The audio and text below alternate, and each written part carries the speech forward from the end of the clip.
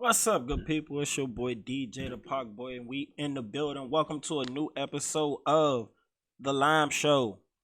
Yes, life in my eyes with your boy DJTheParkBoy. We in the fucking building.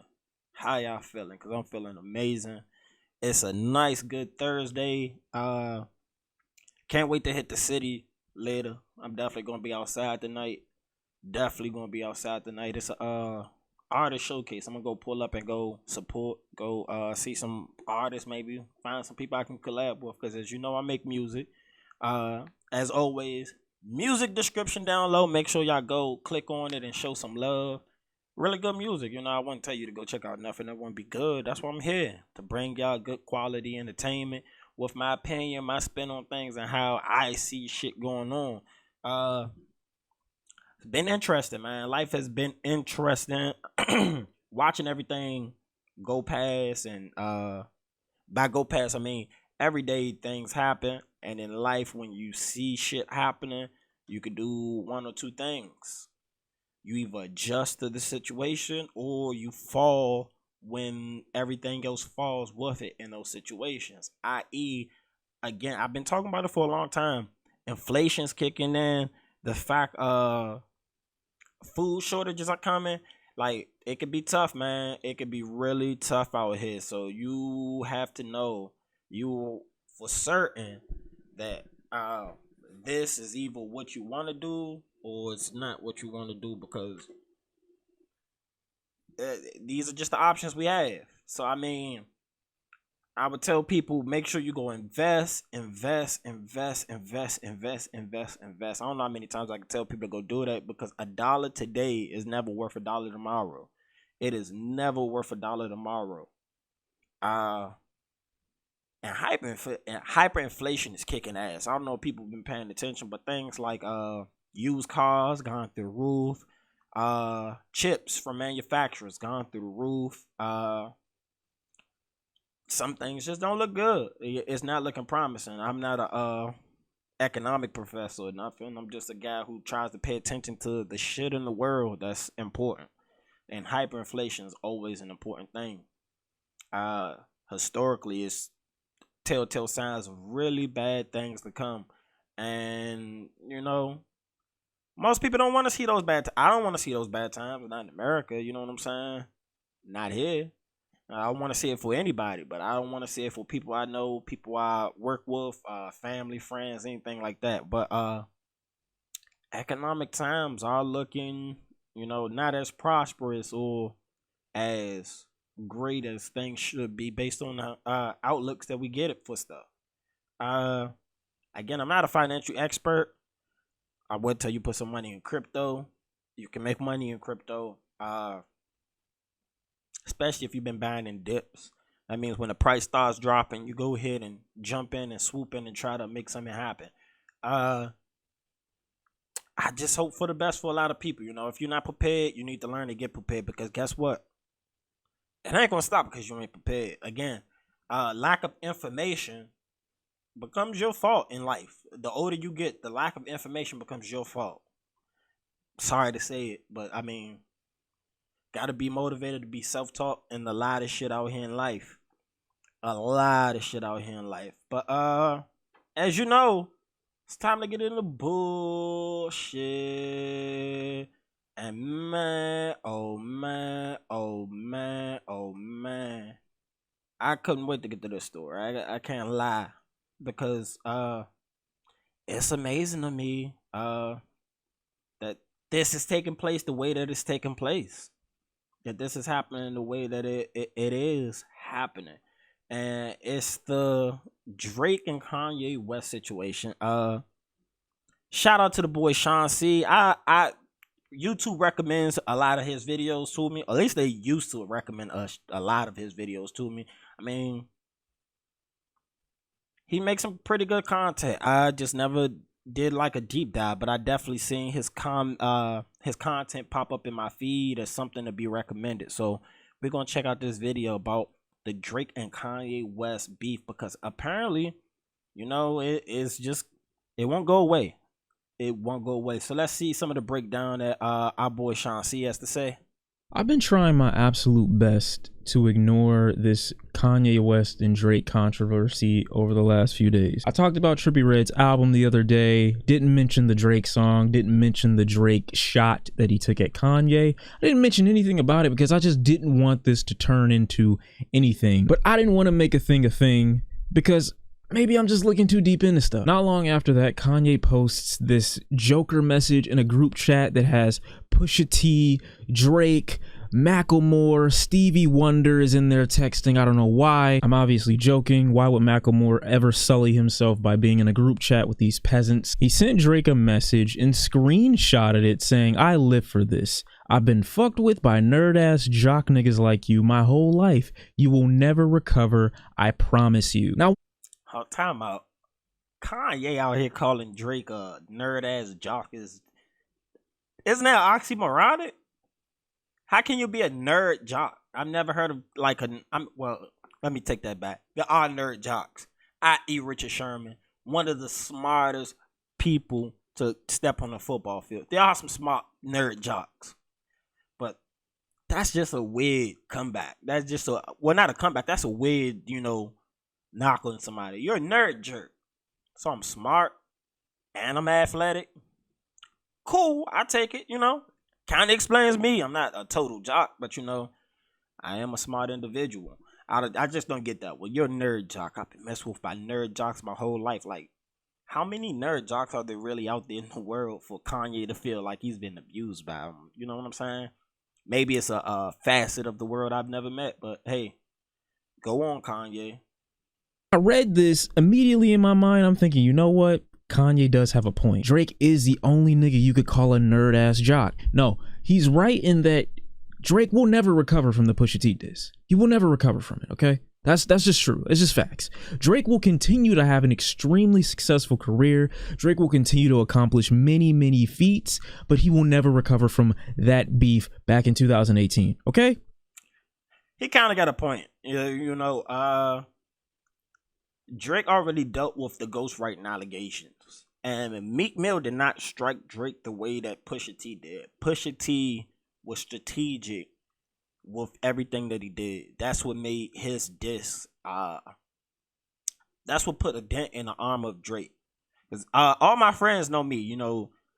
I feel like I was one of the first people down here listening to Drake. And I used to tell these guys, like, nah, he's next. I used to say this over 10 years. This was about like 2007, 2008-ish. When I first found out about Drake. And ever since then, I've been a Drake fan. From the first time I heard him, I said, wow, he amazing. He's good. He got talent. He's different. At least he was different from what I was already listening to. So, he just stuck out for me. And him being around Lil Wayne, I said he was going to be next. So, when that issue happened with the Pusha T situation, a lot of people came to me and they were like, hey, look at your boy. What's up with your boy? What's going on with your boy? I was like, hey, look, personally, I thought Drake diss was better overall, but he more so took shots at Kanye versus addressing the Pusha T situation.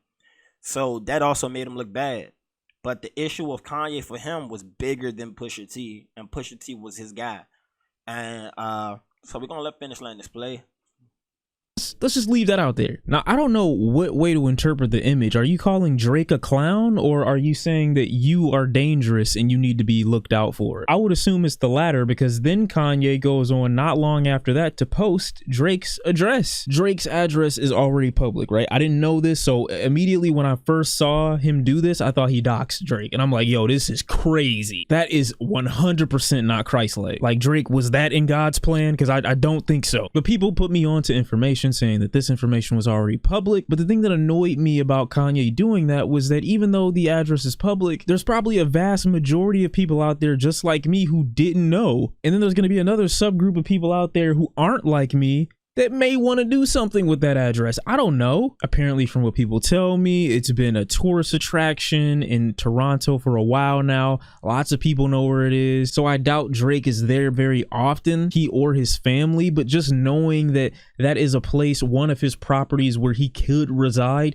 and you put that information out there for a bunch of people who likely didn't know, even though the information was already public, just looks weird and leaves a little bit of a sour taste in my mouth. Sure, the information is public, but I guarantee guarantee y'all would look at this different if Drake decided to post Kanye's address. Even if Kanye's address is public, if Drake did it, I guarantee y'all will have a different reaction to this. I don't know if people in Kanye's fan base mentally disable him to a point where anything he does is justifiable. Meanwhile, if he receives any attack, people look at it as like a punch amplified times a million. It just seems to be an incredible double standard for a dude who's been the first to admit that he's tried to thwart Drake's success with a record with another one of the biggest rappers of all time. Watch the drum. If this nigga wasn't putting pressure on us like that. Knowing that this, I don't really. All right, so I got to pause that. I definitely tried to pause it a couple times in between, but he kept getting to the point. So back when Drake was going on, when Kanye West was going on in rants, when they said he was having a mental breakdown, apparently he was spilling too much information about what was actually going on in the background. Drake apparently had these guys so shook that they had to do Watch the Throne. He said in that rant, Watch the Throne would have never happened if they didn't feel like Drake was being pushed on them or Drake was that threat. He was next. Which is, I love Kanye. I do. I really do. But that's kind of bad. That's like not believing in your ability yourself. I'm a huge Kanye West fan. I believe as an artist, Drake's probably the only person you could probably put on that level of Kanye when it comes to artistry and the amount of different types of styles and music and things like that. Drake's his only competition there. But Kanye's been a production genius his whole career. So for him to feel like during those times when he was still scorching hot, I'm talking about scorching hot, Kanye was that guy at one point in time. Especially early on in Drake's career, he was still that guy. Drake looked up to him. Drake wanted to be more like him. He wanted to work with him. So it's just crazy to me. It's kind of like the conversation I had with my cousin when he was on for the last episode. And I said, if you believe in your ability, not everybody should worry you. Because if you strong in your ability and you believe you're actually that guy, nothing anybody's going to do is going to change that. If I'm Jordan, when I'm running, who going to come beat me? When I'm Kobe and I'm running, who going to come beat me? Even LeBron to this day, even for all the shots I take for LeBron, he's the best. He is the best. KD impact is not on the same level as LeBron James, totality career-wise. Giannis impact is Giannis could potentially get there because he's still so young. But yeah, some people, when you secure in what you are and what you do, it's nothing anybody can change about that. It shows insecurities when you have to manipulate and change your behaviors because you're worried about the next man. And that's something I would have never expected from Kanye West.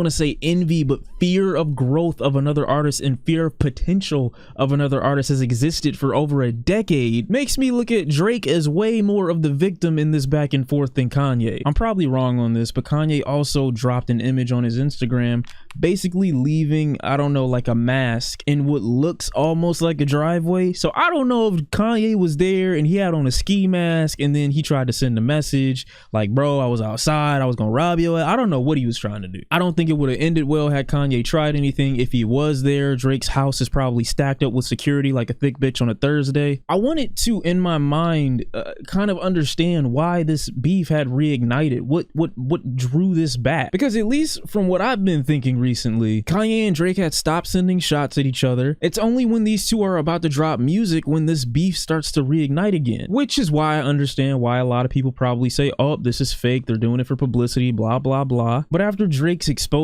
via the Pusha T back and forth, him being exposed for having a kid and his reputation looking really shaky as him being presented and outed to people as a deadbeat father, I don't really think that would have went over that well. I don't think Drake needs publicity for an album release. Kanye as a billionaire makes the least of his money from music at this point, I'm pretty sure. So there really is no benefit to doing this for anything fake. But as I said, I wanted to understand why these two are beefing again in the first place. And the first time, it seemed that Drake had flown out to Wyoming and talked to Kanye, and Kanye got him out there essentially to get information from dude. So here we are, back at it again. This is a complex article, and you know this is important right now because I never like to read complex articles, but this is from Eric Skelton. Shout out to this man. I want to read him putting together what this could be about as it pertains to release dates, because there is a reason that we have not gotten this Kanye West drop. There is a reason. We were supposed to get this mid-July, and here we are a full month later with no confirmed release date for this finished. Y'all remember when Drake said niggas gotta move off my release date, huh? He was talking about a specific person. A specific person. They gotta move off my release date. Crazy. Donda album, and it seems as if he's waiting for something else to happen, possibly a Drake drop so he can try to outshine him. I don't know, it's creepy. So here we're reading July 20th, rumors surface that Kanye and Drake are friends now, blah blah blah. We have people from the outside looking in talking about they friends, but nobody really fucking knows shit. Okay, Kanye's rollout for his new album began. People speculated that someone might get petty, leading to Donda and Certified Lover Boy dropping on the same day. A couple days later, Consequence, who is a former Good Music label signee, says we looking for a Drake drop date. This was just one day after Kanye had missed his July 23rd release date and 2 days after the first listening session in Atlanta. So Drake basically said, boom, bitch, get out the way. August 5th, Kanye adds his lyrics on Donda. Now, this is from a perspective that hasn't heard anything about Donda, so I don't know if he added lyrics or not, but this is what the article says. I would like to think that Eric wouldn't just come on Complex and lie like this, trying to get me off my Q's and P's. Isn't it P's and Q's? Why can't losers never lose in peace? Ain't nobody around me losing sleep. Better find God for he find me. Oh my, this line is fire. Oh my God, I can't wait for Donda. He not lying. That bar was fire. Fire. Fire. Move out the way of my release. Try and get me off my Q's and P's. Why can't losers never lose in peace? Ain't nobody around me losing sleep. You better find God before he find me. Ugh. Nasty. Ooh, spicy bars. I like this. I like the lyrical competition. I'm looking forward to these albums because they definitely taking shots at each other. There's no way around it, especially now. Both of them still working. Both of them still in album mode, so I can't wait to hit. You know Kanye West is not done working on an album till he feels he's done working on an album. So he's going to continue to work and work and work and add things and change things until he feels like he gets to the point where it's perfect. That's why I love Kanye West production. Production wise, he's the GOAT to me. Drop anyway. Oh wow. Now that I'm reading this line, why can't losers lose in peace? Ooh, that sounds like a direct Drake shot. Ooh, hold up. Members of Drake and Kanye's camp exchange words on IG. See us outside. So these are Drake and Kanye's mans that are going back and forth about sneakers. Y'all niggas old as hell talking about sneakers. Oh my God. But again, I ain't gonna hold you. I don't know. The Drake shoes, I mean, probably depend on what angle you look at them from. You know, they're not the worst shoes. They aren't Jordans or nothing, but they ain't the worst shoes. I done seen some weird shit from Kanye, and he makes that shit work. So I'm just saying, with the right amount of clout and notoriety, you can make a lot of shit work, and Kanye's been proof of that. He got people out here wearing expensive homeless clothes. I need to read this because I'm just trying to rationalize why there is still Drake and Kanye tension in 2021 in a pandemic when everybody got fucking kids. Drake takes an additional shot on Betrayal, the Trippie Redd album, Trip at Night. Ye ain't changing shit for me. It's set in stone. Consequence comes back again. Like, I don't know why. Like, it's like the niggas that be around these rappers. So for y'all who don't know Consequence, he is one of those ghostwriters. He is, as somebody like to say, I'm your ghostwriter's favorite ghostwriter, something like that. He's that guy. He definitely has helped Kanye West pen some of the greatest songs in his discography.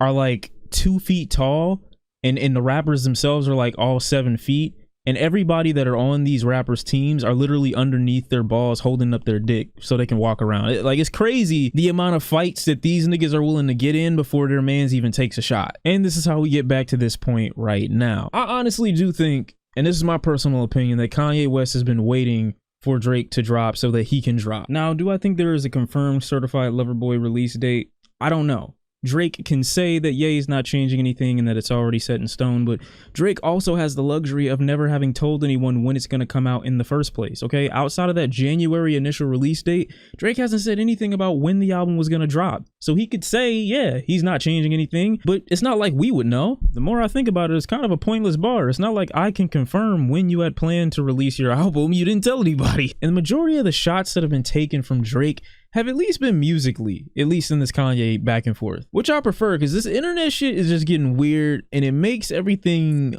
very confusing. It's crazy in this screenshot. Kanye is really passing himself off like the victim when, just in my opinion, just me, you started this years ago. You've been fucking with this nigga for no reason because you're afraid of his potential. And this is coming from a nigga that prefers Kanye over Drake. Why did Yeah, Kanye bugging on this one. He's definitely bugging on this one. Again, I love Kanye West. I think Kanye West is he is in rarefied air when it comes to artistry. He is in rarefied air. I ain't know Drake had them that shook though. You know what I'm saying? I feel like that kind of, I forgot all about Kanye West saying, watch the throne happen because, you know, Drake's there. Cause Drake out. He's getting them scared. He got them scared. Oh man. It's just crazy. So we're gonna get into some more of the bullshit, you know what I'm saying? Let me go ahead and pull this up.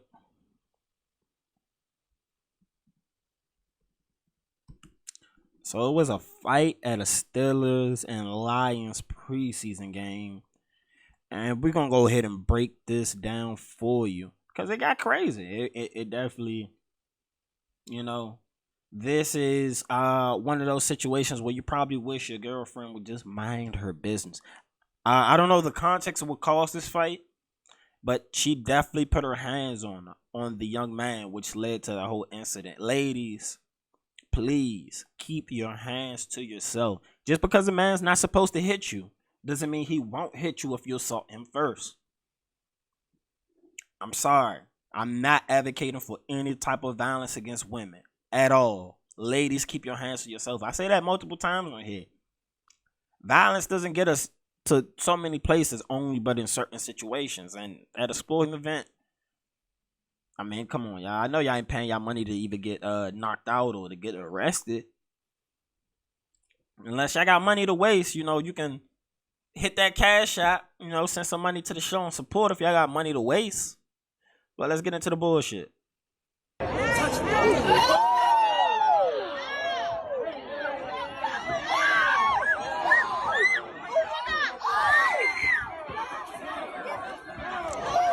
Oh, let's stop that right there. Hold on. My man out there swinging them things. You hear me? He is out there swinging them things. So the video starts off and the lady saying, "Don't touch me," and then she proceeds to smack the man. And we're gonna go ahead and run it back. You know what I'm saying? No, he told her, "Don't touch me," and then she proceeds to smack him in the face. From there, he definitely goes into an aggressive stance, and she knows what's coming because you see her just duck back and back. And her man definitely gets into action really fast, but guess what? A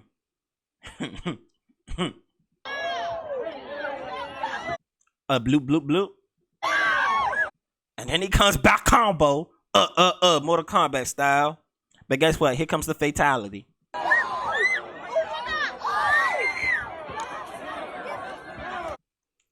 That right hand? That right? Sleepy time. Somebody get us some sleepy time tea. And when he wakes up, he need to have a discussion with his girlfriend about keeping your fucking hands to yourself.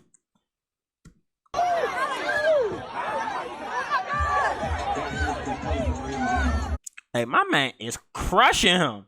She don't even want to fight no more. She just want to get her man out of harm's way. It was at that point you realize you done fucked up. And that's what happened right there. All this took place in 16 seconds.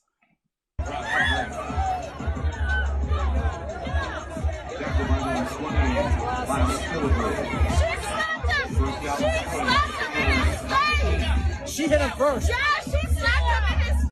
Oh, cuz woke up from his nap and said, I'm ready for round 2. No, you're not. Sit back down. It is not a good thing right now for you to try to, as I said, my man tried to teach you a lesson. Tell your girl, mind her motherfucking bit. Don't put your hands on me. And it ain't even take 16 seconds, my guy. You was asleep. Sleepy. Fast. Glasses. Somebody get his glasses.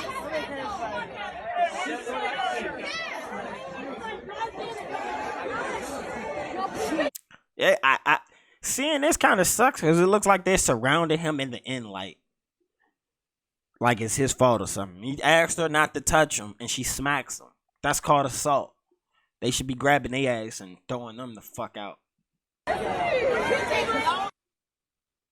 So that's the video right there. I see what some of these comments say. First comment says, a note to men. If you can't fight, tell your girl not to slap strangers. She should not be putting her hands on anybody. Got her man beat up for it. They say he must believe in equal rights and lefts. That's a good one, right? YouTube commenters are the funniest people on earth. I'm telling you, man. It's like they sit in the basement and just come up with some of the funniest shit. These hands are rated E for everyone. Oh, man. Yeah, as we see, that just went bad. That was bad decision making on her part, on his part. Nothing from there went the way it was supposed to. You know what I'm saying? They had a plan. I mean, Mike Tyson used to say everybody has a plan until they get hit. And in that case, he got hit, and it changed the dynamics of everything. It definitely did. That was not a good look at that fight for her boyfriend. I know he's gonna be pissed when he finally wakes up. She gonna get up and be like, man, this really happened. This really happened. So in other news, since we talking about things and the bullshit, DaBaby. Shout out to DaBaby. I do like his music. I do enjoy DaBaby's music. He makes some good music. Nice little catchy bops for everybody saying he should switch his flow. Every once in a while, you should switch your flow as an artist. But guess what? As he said, sometimes you don't change what works. But sometimes you do have to be risky, to make some other things happen. But he's in a really great position in his career. So it's hard to argue with the success that he has already had. Really is hard to argue with the success. So he's been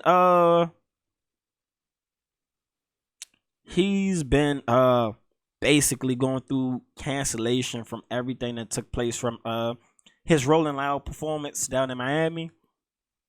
Do I believe that there was a little bit of an overreaction based on, like I said before, I've been inside clubs, plenty of clubs. DJ acts some of the wildest things sometimes to get interactions from the crowd. So judging him from that aspect, I would feel was unfair. Let's see what this story right here is getting into. So here's his video of him performing at Hot 97. Hot 97 for several reasons. Reason number one, they allowed me to still come out here and share my gift, share my blessing with y'all out here live on this stage amongst all the chaos and all the backlash. So hats off to y'all for that. Reason number two, they accepted my sincerity and all my apologies when I say I never, ever meant to offend anybody. One time I should offend again. Outside the fuck out of it. Or say anything to make anybody feel any type of way live on that stage a few weeks ago. And Hot 97 was also willing to stick their neck out on the line. Willing to go against all odds, everything going on out here in the world. It still allowed me to come right out here on this stage and utilize their platform to help the world move forward and become So that was the apology that DaBaby gave before he started his set at Hot 97 Summer Jam. He was apologizing for comments he made during the Rolling Loud thing. And my thing was, when you publicly try to cancel somebody and they openly try to apologize or try to make amends or try to even understand what the hell's going on, or why they offended you, certain demographics don't want to hear that shit. And that's what they showed to DaBaby. They didn't want to hear his apologies. They didn't want none of that. They just wanted his career over, which sucks. It sucks that you will put another black man into the situation of, look, you can lose everything, every single thing from one statement. I don't think he was promoting hate with the statement he made in the manner of the remarks that he made. You know what I'm saying? I don't know if you guys ever heard of Flame Monroe, but she went and did an interview on the Breakfast Club, and she talked about how she wasn't offended. She didn't even know who DaBaby was, and sometimes people find a way to box themselves into the offensiveness, which sucks. It definitely sucks. I'm not telling anybody they can't be offended, because, I mean, somebody say something offensive, you have all rights to be offended by it. Do I think people need a little bit tougher skin to judge a situation by the environment that some things take place? Because some comments are made in certain situations that you wouldn't make in other situations. If I'm in an office meeting, I'm not even breaking up some things I would talk about if I'm on stage trying to get a reaction from the crowd. That's two different environments. So based on that, you totally would smack him down for that. But also in that instance, it's like, all right, I see what's going on. You know what I'm saying? He messed up. He tried to apologize. He kind of he's trying to make amends, and it doesn't seem like it's going well for him. Like, that situation, it sucks to be in. I wouldn't wish that for anybody at all. Hopefully he can keep growing. He can keep learning. He won't be punished as much for the comments he made, because it's similar to what Lil Boosie came out and said. And Lil Boosie did an interview on the Breakfast Club that again, Flame Monroe came in and she stated she agrees with the majority of what Lil Boosie says. The only thing she said that she didn't agree with him is, you can't change your kids' feelings. If they feel that way, that's how they're gonna feel, which I agree with. You can't change anybody else's feelings. You can't tell somebody how to feel at all. You cannot tell somebody how to feel. Only thing you can try to do is find a little bit of understanding for feelings. Because there's no facts in feelings. Feelings are all over the place. How you feel, how you like things, that is subjective to an individual. And I can't tell somebody how they should feel. Whether I agree with somebody's lifestyle or I disagree with somebody's lifestyle, there's plenty of shit I don't agree with from everybody. Nobody's perfect. I'm not perfect. There's plenty of shit people probably don't agree with me. Like when I say things like, here at the Next Up, we stay on the weed. I don't know if I get the D popping like Stephen A yet, but you know what I'm saying? People probably won't agree with the things I do.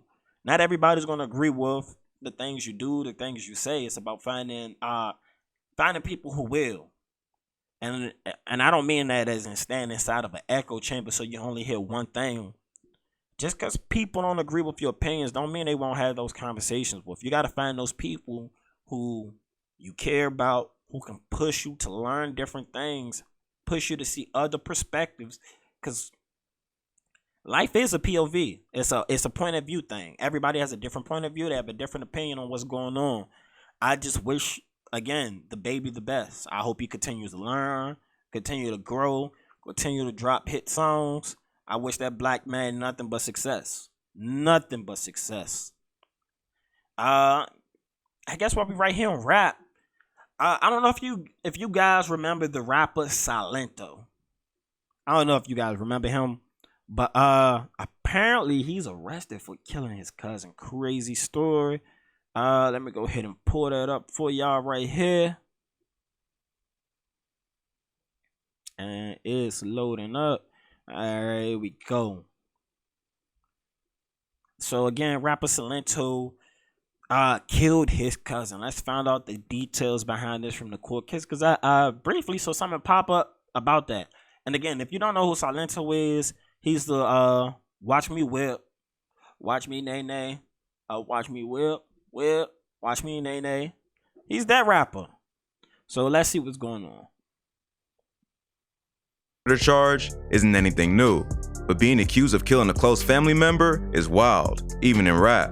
Silento, the rapper who created the whip and Nene dance, as well as a single to go along with it, has recently been arrested and charged with the recent shooting and death of his cousin, Frederick Rooks.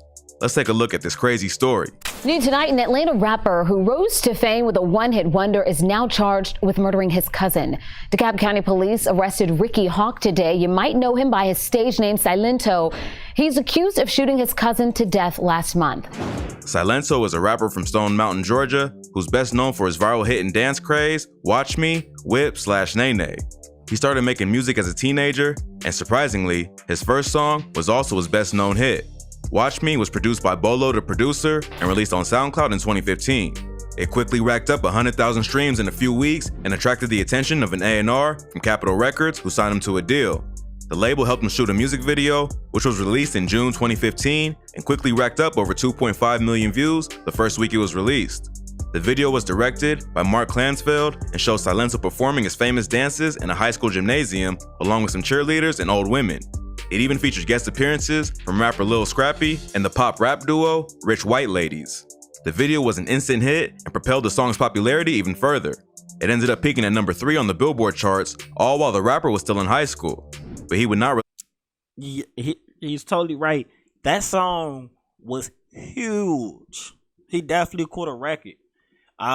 When you get the kids behind you, you have a wave, and kids love dancing.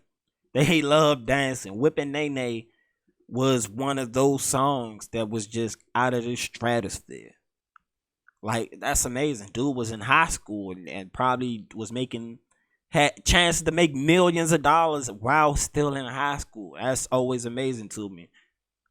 His debut album, fresh out of high school, until 2018, and none of the tracks on that album will live up to the wild success of his first single. After that, things would start to go downhill for Silento. In 2017, he was briefly banned from leaving the UAE after getting into a dispute with the promoter. The promoter claimed that he failed to perform at 2 separate shows that was eventually cleared up and he was able to return to the US. Then, in an episode of the time out. I just want to say they is not playing overseas. Every place has different rules. And as Americans, we think when we go to other countries, we just got the same American rules. No, you don't.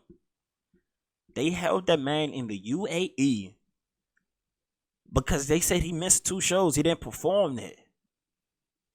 They were going to hold that man in a country he could not leave.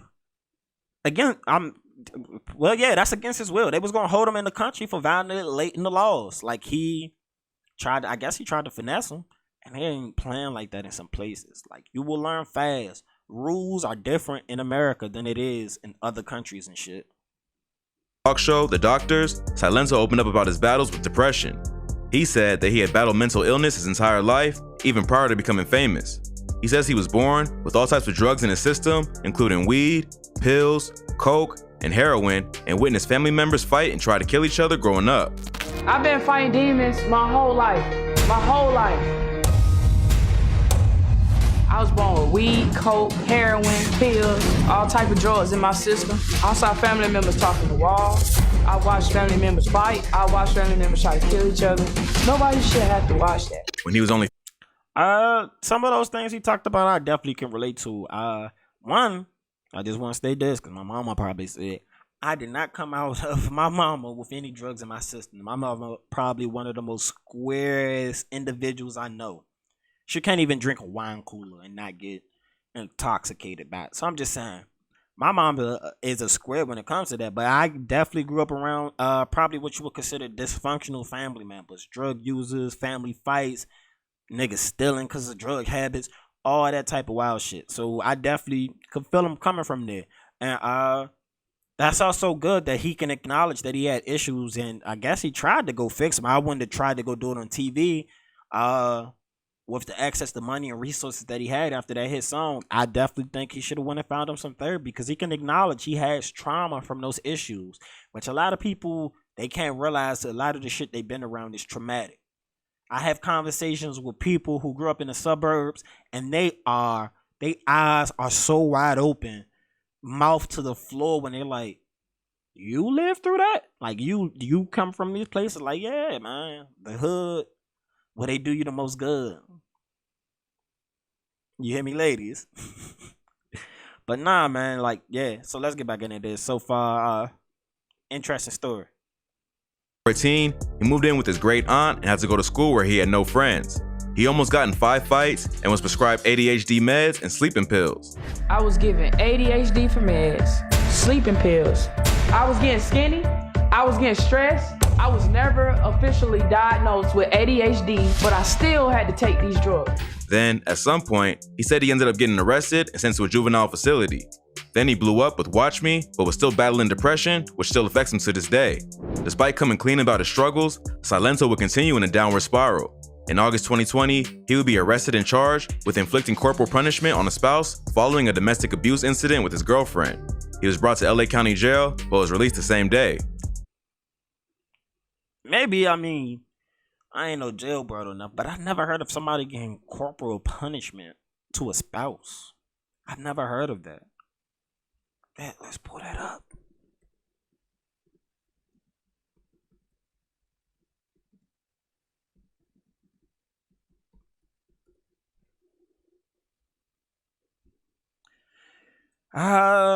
To be convicted of corporal injury to a spouse, it must be proven that you willfully inflicted injury that caused the victim to sustain a traumatic condition, meaning an actual physical injury to their person.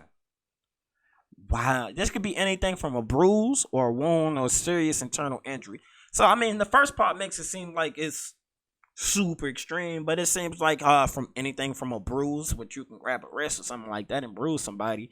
Again, keep your hands to yourself, and you don't have to learn about this shit like I just learned about this shit, because guess what? You will not catch me fighting any female I've ever been in a relationship with, and I've had hella arguments with some women. Some women just like to argue. I'm not the argumentative type of person. I feel like I'm past that part of my life. We can't have a conversation as adults, then I don't need to be in a relationship with you. Simple as that. But, you know, doesn't always work that way.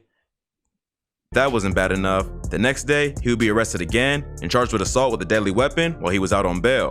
22-year-old rapper Silento, whose real name is Richard Lamar Hawk, is now facing charges of assault with a deadly weapon. According to the victims, Silento walked into their home in the Valley Village area of Los Angeles looking for his girlfriend wielding a hatchet. Thankfully, the people inside the home managed to detain and disarm Silento before he seriously hurt anyone. He was brought back to the county jail and held on a $105,000 bond, but was later released. While his charges were still pending, he would be arrested again, this time for speeding at over 143 miles per hour on Interstate 85. Rapper Silento was arrested this weekend for going 143 miles per hour on I-85. Police pulled over the rapper, whose real name is Ricky Lamar Hawk, on 85 South just before the Claremont Road exit on Friday. Police pulled him over around 3 a.m. after a cop noticed his white BMW swerving around other cars. The police report states that the rapper tried to argue with the cops and claimed that he did nothing wrong. He told the officer that he had to speed because he always gets followed after leaving events and was just at a club where he was promoting his new song. He even told the officer that he could drive 143 miles per hour because he's not a regular person. I'm trying to figure out why you're doing 143. Because I get followed everywhere I go. But that gives you no right to be doing 143. If it's like 10 cars following me, I can't do 143 because I'm not a regular person. The police. All right, so he's wrong in that instance, but I kind of get what he's saying. Like, if anything can happen to these celebrities leaving events at any given time, so I can understand that. Like, you're trying to get away if you think people are following you. I 100% agree with him, but you also got to deal with the consequences of speeding. You're going to break the law. You know, it's consequences to breaking the law. Again, I ain't perfect. I done broke the law hella times. I still break the law. I still try to finesse. I still try to get over. But guess what? I understand what I'm doing. I do. That's why I just know the lines to cross and the lines obviously didn't feel the same way and arrested him for reckless driving, speeding, failure to maintain lane, and improper stopping. You are under arrest for reckless driving. Reckless driving? Yeah, you're doing 143. That's crazy. He was released on bail later that night. Unfortunately, that man said reckless driving. Huh? Nah, that's crazy. Whew, that boy is funny. Silento's music career wasn't looking great either. He dropped straight out of high school too in December 2018, even though by that point, he was almost 21 years old and well out of high school. He had dropped the project Skyro Lyrics in 20. Yeah, so when they said the music didn't hit the same, I definitely didn't know he got to the second album. And shit, I didn't even know the first album came out. So apparently the rest of his music definitely wasn't connecting. But no tracks on either of those projects came close to the viral success of Watch Me. In 2020, some very strange and private photos of the rapper leaked onto the internet, leading to several memes and questions about his mental state. Not long after that, he started asking his Instagram followers to send him money via Cashapp for selfies, videos, and shoutouts, leading many to believe he was also struggling financially. But Silento's legal problems were just getting started, and in February. Alright, I mean, I can see why people would think you have a financial problem, but that's also a little hustle. You know what I'm saying? Some people just hustle much different, and sometimes when somebody take leaps and to do something that you wouldn't do, you'll look at them different and say, all right, you know, they wild and they going broke. Sometimes it's good business, really good business. That's why they got the Cameo app, to which fans can go pay you for birthday shoutouts and things like that. So I mean, that's almost the same thing. You're just doing it direct with no middleman to take any money. 2021, the rapper was arrested for the murder of 34-year-old Frederick Rooks, the rapper's blood cousin. Rapper Silento has been indicted in DeKalb County for the murder of his cousin. Rooks was shot and killed in front of his own home in Georgia following an altercation. After police analyzed nearby security footage, they identified none other than Richard Hawk, aka Silento, as the shooter. They analyzed the Ring video doorbell footage of several homes in the area, which showed several cars fleeing the scene after the shooting. Them ring lights catching y'all. Catching everything. People are going out bad and sad because of them ring lights. And captured one of the fatal shots. Based on his recent criminal history, the judge denied Silento bail, and he's been incarcerated ever since. Atlanta rapper Silento faced a DeKalb County judge for the first time this afternoon on felony murder charges. His real name's Ricky Hawk. He's accused of shooting his cousin last month on Deep Shoals Circle. Hawk is known for his hit song, Watch Me Whip. He's being held tonight without bond. They claim that because of his recent antics, he may be a danger to the community. His lawyers argued that he has also done a lot of charity work and positive things for his community, including a video encouraging kids to take the National Education Assessment of Educational Progress exam, as well as an anti-vaping campaign targeted at high schoolers. But this wasn't enough to persuade the judge, and he was denied bail. At this time, the motives behind the attack are completely unknown. By the rapper's own admission, he's been suffering from mental health problems for a long time. Maybe he just snapped and took his anger out on an unsuspecting family member. Or maybe they had some kind of falling out and the rapper had enough. I mean, we kind of see and get the gist from this. It's a bad situation, man. I hope you can find like some mental health experts or somebody to come in and help him, because he seemed like he understood that he was going through problems, and he tried to initially address them. I guess what he did just wasn't enough. It was not enough. So I mean, it sucks. It sucks. I don't want to see him crashing out like this, but it looks like he already did it. It looks like he's already crashed out from the ignorance, and it's sad to see. Like, again, you never want to see somebody reach a pinnacle and then fall so fast, and that's what happened. It happened to a lot of musicians, especially when they consider like one-hit wonders. You see them, they come and go so fast. So there's been another interesting development. I don't know if you guys, I don't know if I ever hit that on the podcast before about the Quavo Sweet breakup, but it was really bad. It got nasty. It definitely got nasty. The elevator footage got leaked and things like that. But then there were reports that Quavo and Sweetie were trying to link back up. And from the Hollywood Life, when it says they've quietly been spending time together for the past 5 months. And then there were reports that Quavo and Sweetie met up in New York. And they just linked up there and they were chilling. But now Sweetie has come out to say, it ain't happening. She called the story a Pinocchio-ass article. Anyways, back to the Sweetie mail, which we're not eating that over here. We don't even eat McDonald's, so you know it ain't happening here. No sir, no sir, no sir. But she calls it cap. Cap. Personally, after all the stuff that has happened in the public sphere, it probably would be best for both of them to just stay away from each other. I mean, they may love each other. But it's toxicity within that relationship. And it was there. She said he was cheating. Then the elevator footage came out where they tried to drag Quavo for it. In which, I mean, it looks like she was taking his stuff. He tried to get it back. They tumbled over. It wasn't like he was out here trying to physically beat her. He was trying to get his stuff. Again, everybody keep your hands to yourself. Keep your hands to your own stuff. You know, if you're breaking up, don't be touching nobody's shit. Not going through the breakup. And when we're arguing, none of that. Don't touch my shit, please. Because I've seen windows busted in cars during breakups. I've seen clothes cut up, ties slashed. A whole bunch of different BS comes on, and it's usually one side of the coin who ends up doing these things. Yes, there are guys who go participate in that whole behavior, because that's whole behavior. You know what I'm saying? We don't mean it as in being promiscuous. We mean it as in being a weak individual. That's whole behavior right there. As a man, for you to go to want to bust her windows, slash her tires, fuck up her clothes, that's stuff that women tend to do at the end of relationships. I've seen it happen on multiple occasions. I know a lot of female friends who participated in those things.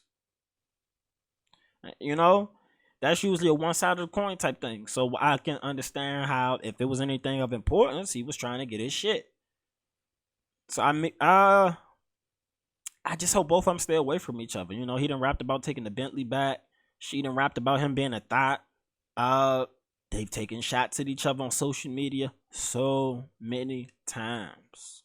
I mean, taking the Bentley back became a whole thing.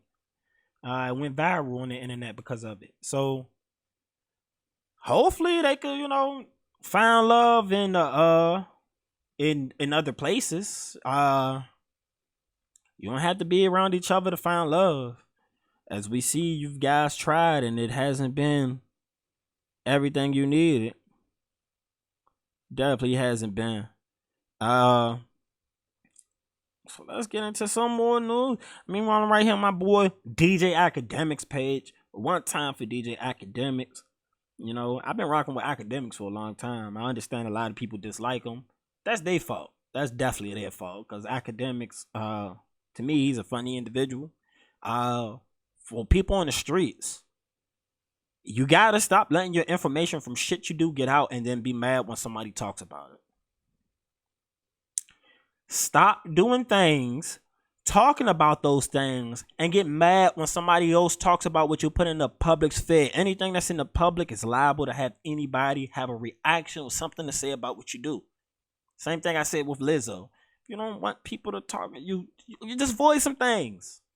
Because the public's going to make a comment on everything. Whether you're up, whether you're down, sideways, upside down, whatever the situation is in your life at that time, the internet will comment on it. And they usually, I would say they're more hard on people than they are being easy on people. Unless you fall into like that special protected class that the internet loves to have some people you just can't speak on at all. Then you know, you can end up in one of those situations where you're like, shit, they hate me, y'all. They hate me. And it's probably not even true hate. It's just them doing them on the internet. Yeah, I mean, you know what I'm going to tell you, you know, people do some crazy things. So it's time to meet Darren Dowling. Darren Dowling's an interesting individual. So apparently he takes hotel etiquette to a whole new level. So according to this article, Darren Dowling, when he leaves hotel rooms, he basically does the pre-work for the housekeeping before they come to rooms. He didn't already turned down his bed. Turning down your bed means removing the sheets, folding them up, and getting them ready for the staff to take them. I worked at hotels, and I've never heard of an individual coming into a hotel location to clean up their room themselves. Never. Not once in history. So yeah, that is amazing. Yeah, I mean, some people go above and beyond, and he looks like one of those individuals. I don't know if I'm going to go do this at a hotel. Usually when I'm at a hotel, I'm there to relax. I'm on vacations. And this is shit I do at home, but I'm on vacation. I will pay to have my time. You hear me? I'm paying to have my time, enjoy my time, which has nothing to do with cleaning up a room behind somebody else.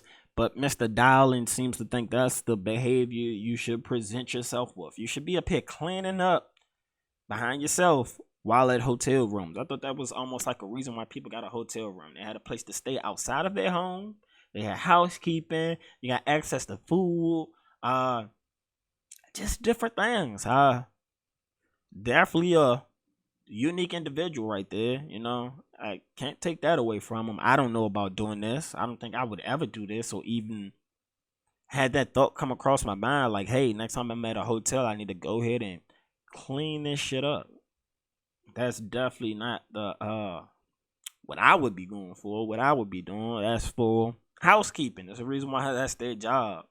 It's to kind of come clean up behind you. But shout out to Darren Dowling. I'm pretty sure the housekeepers love him. Everywhere he goes, they gotta love him. Like, you come in and he already did half the hardest part of the job almost.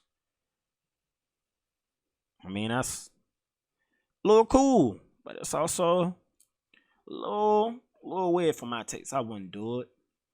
So, getting on the more bullshit, we're right here on the New York Post, where they're talking about the divorce between the Currys. That's right, SethCurry parents are getting a divorce. And I've never been a child of divorce. Never, ever, ever. But man, I think it was, I mean, I don't know how to view it. I mean, my parents never were in a relationship since I've been born. So I guess it would hurt. But I've never seen the outcome of having that 2-parent household within my house. So I don't know. But let's get into the story. Again, we're right here on the New York Post. And the Post says, Sonya and Dell Curry are blaming each other's infidelity as the cause for their 33 years of marriage to end. 33 years. That's a long time to be together. All right. It says, in court documents obtained by TMZ, Dell accuses Sonya of carrying on an extramarital affair for years with Steven Johnson, who was a Virginia Tech athlete in the mid-'80s. At the same time, at the same time as the splitting couple. So it sounds like she met the guy way back in the 80s, and they've been doing they do since then. That's new. I never heard of somebody cheating for so long with one individual. If this is facts, I've never heard of that occurring. Wow.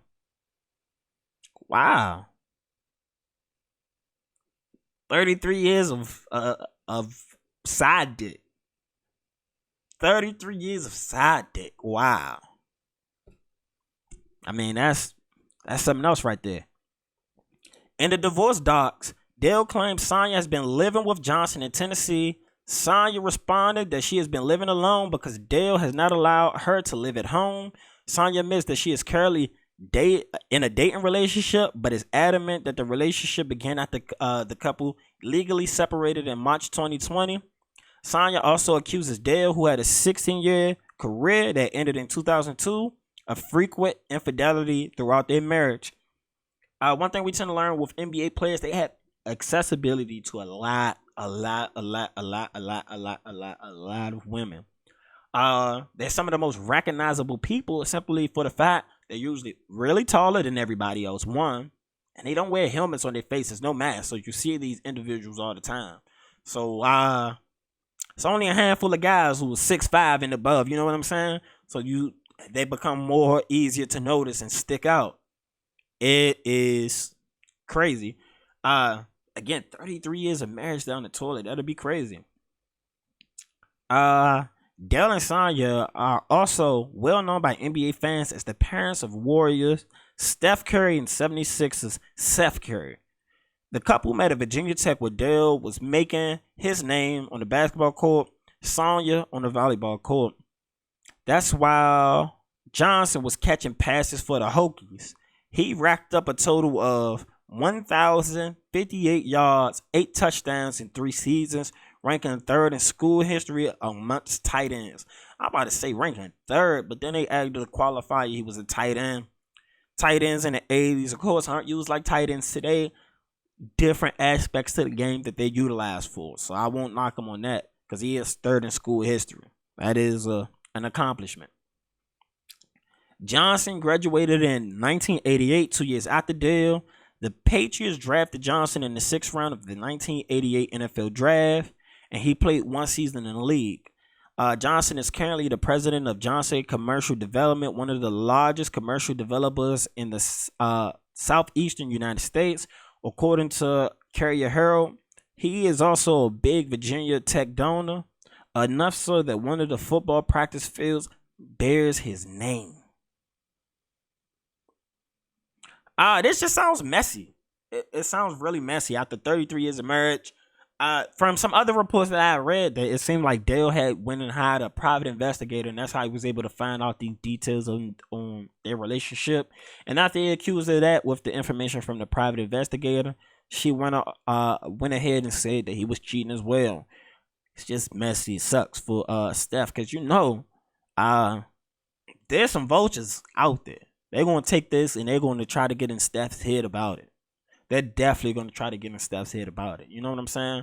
Because Steph's mom's still attractive. You know, she a little older, but she definitely still attractive. But the dating market, it gets harder. It gets harder out here. It's definitely going to be a whole different ball game. Going from being married to now you're in a position where you will have to go find a new person to spend your life with. I think that would be a hard thing to do, you know. Definitely seems like it would be really hard to have to deal with if you have to, after 33 years of being with someone, have to learn somebody else to try to spend some of your life with. I wish them the best. It's going to be tough out there. These streets are cold. But apparently, you know, Sonya already got her boots. So 33 years in the making. I've never heard of a side guy staying for 33 years. That's amazing. That is amazing. 33 years as a side nigga. Like, wow. Cause they smooth operators. Smooth operators. I'm just saying, how do you do it? How do you do it? But on to the next piece of information right here that's just coming through the news wire. Apparently there's been an attack at the Kabul airport. There were twin suicide bombers, and there has been U.S. personnel that's been injured from the attack at the Kabul airport. For those of you who don't know, almost everything's been centralized around the Kabul airport. That's the way that people have been getting out of Afghanistan. That's the one way they've been getting out of Afghanistan. So it's been super busy and super crowded. There were news that came through the news wire. I believe I saw yesterday that said something about potential ISIS attack, and this just happened right away. So I'm going to get into the story. Right here it says, twin suicide attacks outside of Kabul airport Thursday have killed at least 13 people, including children, and have left at least 3 U.S. soldiers and a dozen others wounded, according to U.S. and Taliban officials. The first explosion occurred outside of Hamad Karzai International Airport, Abai Gate. I hope I said that right. The airfield's main entrance, when the bomber reportedly detonated a suicide vest just hours after an ISIS terror attack warning was issued. The second blast was reported soon after outside the nearby Baron Hotel in what the Pentagon is describing as a complex attack. The Taliban officials said at least 13 people, including children, were killed and many Taliban guards were injured in the explosions. Here's some of the pictures from outside of the airport. little graphic, so we're gonna slide past because yeah. They said we can confirm that the explosion at the Abbey Gate was the result of a complex attack. The result in a number of U.S. and civilian casualties. We can confirm at least one other explosion at or near the Baron Hotel, a short distance away from the Abbey Gate. I don't know if I'm saying it right. Abbey. Press Secretary John Kirby said at least 3 U.S. troops were injured, including one who was seriously wounded. U.S. officials said an official told Reuters that U.S. casualty numbers were expected to increase. An emergency hospital in Kabul said it's treating more than 30 people who were injured in explosions. Crazy. Now, this does not mean it's time for us to extend and stay in Afghanistan. We need to get out of Afghanistan. This is not our fight. There's nothing we can gain from Afghanistan. It's the empire of graves. Historically, it has not worked. We had more gains in Afghanistan in our first 3 years than we had in our past 17 there. It's been damn near 20 years since September 11th. So 19 years there. Been almost 20 years since September 11th. We have not made any true gains in those areas. We've only caused more confusion, more conflict, more of the bullshit that other regular day people have to deal with in those countries. I feel bad for them in ways. I definitely feel bad for them. Nobody should have to deal with, suicide bombers. Nobody should have to deal with that stuff. That's just crazy. It's really crazy to me that this is where they end up. I really wish that wasn't the case. I really wish they didn't have to deal with it's good. Any of the BS they didn't want to. Sorry about that, y'all. That definitely came on a little early. I got the next video and shit loaded up for y'all. Y'all know how it be. We gotta keep the party going. And I'm gonna get off the sad news. I'm gonna get back into some of the BS where I have the boy O'Shea Duke Jackson loaded up. And I haven't seen the video yet, but it says Dr. Umar is looking dustier and dustier each day passing. With each passing day. And I like Dr. Umar. I definitely stand behind about 70-80% of the statements and quotes that he makes, because he says some things that are correct for our people. On the other note, I also see people open up schools with less money than he's been looking for. So it also makes me question that. And people who don't make excuses, they just get things done. I prefer working with people who just get things done. Everybody, if you ask most successful people, they've had plenty of shit that would have been an out and excuse to why they didn't get to where they need to go. And they tend to find ways to get past that to get the shit done. I like those people. I like the people, no excuses. This is no excuses. It's me. It's on me. I have to get this done. I will make this happen. That's like with the brother Tariq Nasheed. Shout out to Tariq Nasheed. Shout out to Hidden Colors. And now shout out to the Hidden Colors Museum that's on the way, because he was able to raise $1 million. The biggest donor he had for the Hidden Colors Museum, I think, donated like $10,000. So that goes to show that you can get things done. You can. He was a go-getter. He started his own documentary series. Now he's going to open up a museum to reflect the documentary series. That's amazing. Shout out to that boy Tariq Nasheed. But let's get into this Dr. Umar situation. Let's see what our boy O'Shea Duke Jackson has to say about that. It's your boy O'Shea Duke Jackson, back at it again with another episode of The Celebrity Jump. Dima, give me like some African music in the background. Hotep, brother, Hotep. Shah's the babe. Black power to the people, brother. Black power, black power. Dr. Umar Johnson. King of consciousness. Keep the music going, Dima. Yeah, today I gotta get Dr. Umar Johnson. Dr. Umar, his fall from grace, family, it's ridiculous. He looks homeless these days. Just no haircut. He looked musty, and he looks like he, in my opinion, like he sleeps in the bed of cigarette butts. He's just struggling at all. He's dusty. And Dr. Umar is on his way out. I think within the next 5 years, Umar will have completely dissolved all his follower base. He'll be selling pro-black pamphlets in front of Ching's liquor store, or a liquor store, okay, something like that.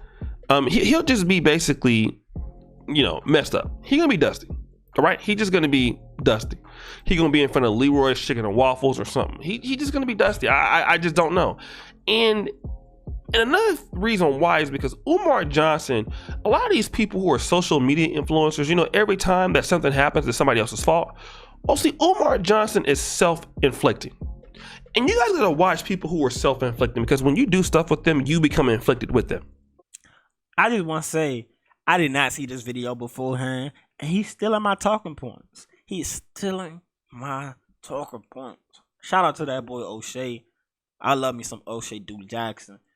I feel like he's one of the realest people on the internet, and I don't know him as a personally at all, but just from all the stuff I hear from the work he does behind the scenes to support other people and help uplift other people, I like that guy. I really do. Plus, he's funny, but he's definitely right. Most people don't realize they give themselves self-inflicted wounds, and then they make it everybody else's fault why they don't get shit done. I feel like that's the biggest difference between successful people and non-successful people, is that illusion in your head that it wasn't your fault, when in 70% of the cases you're going to be in life, it's going to be your fault. That other 30%, there may be some racism, some misogyny, some sexism, something of anything that's historically institutionalized within our society to hold you back. But then you could push yourself to be that outlier. And that's what I'm getting to. Because there always been historical outliers who push through the bullshit and they persevere through the bullshit. You could be that person. That's what I'm trying to be. I'm trying to be that person who doesn't say, hey, I did not succeed because you held me back. I want to be that person that said, I succeeded even with all the obstacles, all the hoops, all the jumps I had to do to get here. That's the person I want to be. That's who I want to be. That's why I want to associate myself with people who want to have a successful mindset. People with successful mindsets aren't looking for somebody to hold their hand. They aren't looking for excuses. They're looking to get shit done. That's it. That's what I want to be. That's who I would rather associate myself with. People who get shit done. And this is why Dr. Umar Johnson is such a dangerous person, because he's so stupid. Okay. Now, not only is he stupid, his fans are too. Oh my God. Okay. And I noticed that with this whole little beef with, the F and F camp. I won't even mention their name anymore. Who? After this. But you guys don't like followers or. Hey, shout out to O'Shea, because that boy definitely be after some great transition videos and images inside this thing. Yeah, his production value is just good. You know what I'm saying? Again, I enjoy his content. And followers enable people to do stupid shit. Like, look at this photo here with Dr. Umar Johnson. Okay? Now, this chick who has definitely hit the wall. Some of you say that that's Dr. Shonda. Like this brother says, "Day music!" No, O'Shea, that's Dr. Shonda he's holding in this picture. She's legit. Now, this is a brother again who, it's obvious in the photo how dusty she is, okay? But hey, O'Shea a wild boy, man. He is a wild boy. All right, for the messaging that you try to push across with sometimes you gotta set examples. You being a leader means doing things that you wouldn't normally wouldn't do in public, and this is one of the things. Martin Luther King definitely cheated on his wife so many times to count. But you wouldn't have ever knew if the FBI didn't let us know, because guess what? He kept that shit private. Because the public space that you have to give, I don't know if I want to be in that position. You know what I'm saying? I don't know if I would want to be in that position where I would have to be viewed as perfect in every aspect that I do. But looking at this picture, I would say, yeah, that's a little wild of a picture. But let's finish getting into what O'Shea has to say. But you know, you looking right at it. It ain't like, you know, you need to not look at it, but just look at what she doing. It's obvious that nobody who's legit takes a photo like this. Okay?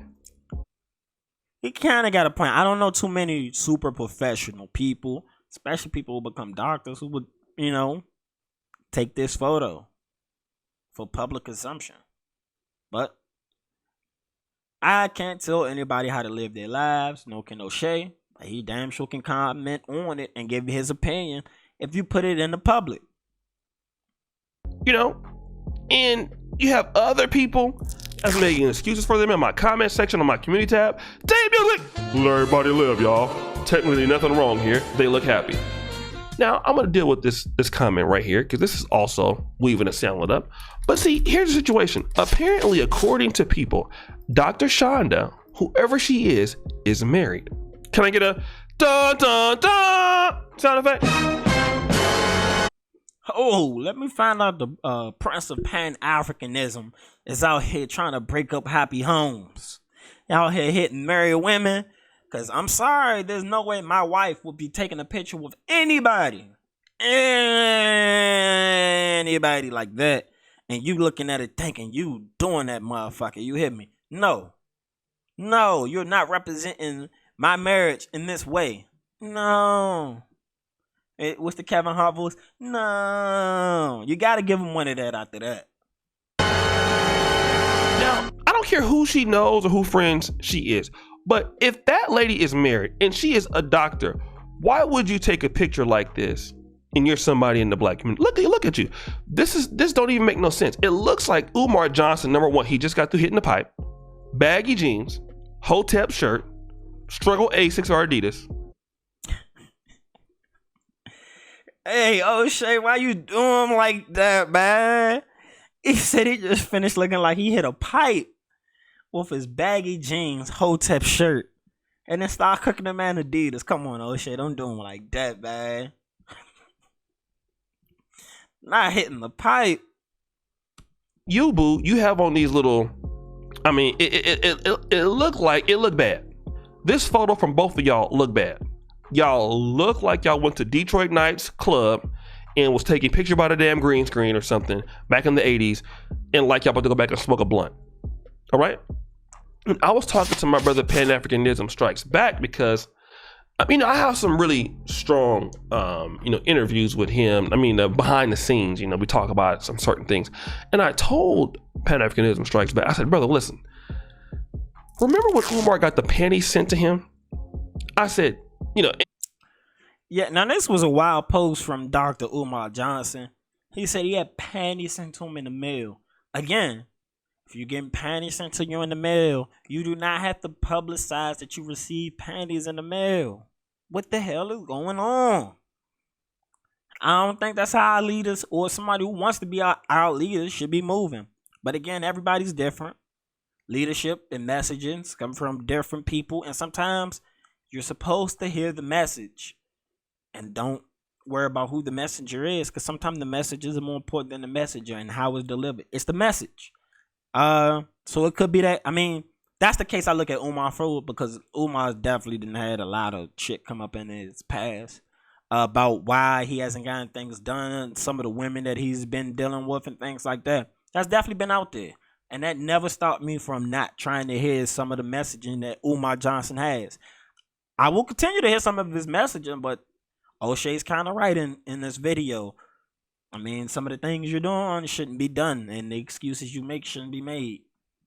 And it was Brandon's argument, Pan-Africanism Strikes Back, that, hey, well, listen, you guys support Tariq Nasheed and don't call him out on his foolishness, but you have the nerve to call out Umar Johnson. I said, well, let me tell you something. The black community expects a lot more out of Dr. Umar Johnson than Tariq Nasheed.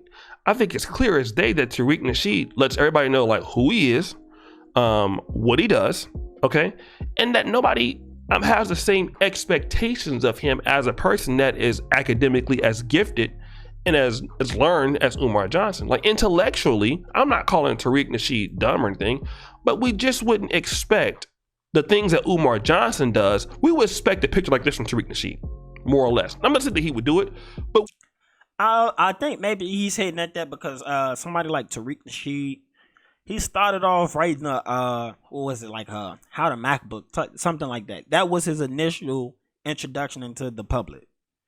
He wrote a book. Apparently the book sold well, but from there he took that to get into trying to teach history. So I can see where he's coming from that. If I meet a person who's an academic, I would expect more from that academic than I would somebody who came into a field to try to teach when they first initially started off writing, like how to pick up women books. You know what I'm saying? That was his start. Would expect more of this because you know how he plays around and stuff like that, and mink slide and stuff like that. And he used to be a pimp. I mean, Tariq wouldn't take no picture like this, but we would expect something like this as a joke more for Tariq Nasheed. We wouldn't expect something like this from Dr. Umar Johnson, a man who is trying to build a school. Just think about it. If your principal was single, of your school, or a guy that has some respect in any community, just think about it. If he was white or Asian, would they take a picture like this? Absolutely not, because it would look bad. But Umar Johnson is so bold, and he's so out of touch with reality. Not only would he take something like this, he'll post it himself. Like he don't even care. Like, it don't even matter. Like it don't even matter, family. Umar is so dumb. He will post them himself. He looking like he just got through hotbox. He do look a little fried in the picture. Some people got like higher cheekbones when they smile, they just naturally make their eyes go down. But he definitely look like he could be a little fried. Like he just got through hotboxing. Like where the weed at, Umar? Where the weed at? Where is the weed at? Like you've been smoking blunts, you've been selling single cigarettes to teenagers and stuff. Like you just look like you've been doing a whole bunch of illegal stuff. Hey, he told him he looked like he sells single cigarettes to teenagers. Oh shit, that boy is funny, man. He is funny. You just, for $5, you go and buy some liquor for some 19-year-olds. Just all type of stuff, right? You don't care. You don't. And it makes it look like, even though it's not the truth, but booty clapping sounds, it make it look like you was, that both of y'all was weaving and selling up, and that booty clapping sounds, and I don't want to know what it smelled like, but you can't get mad that somebody questions you on this, because what person that wants to be taken serious would do this? And the thing about the black community is, we want to take people serious that in other communities would not get no run, okay? It wouldn't get any run. I know that. You know that. We all know that.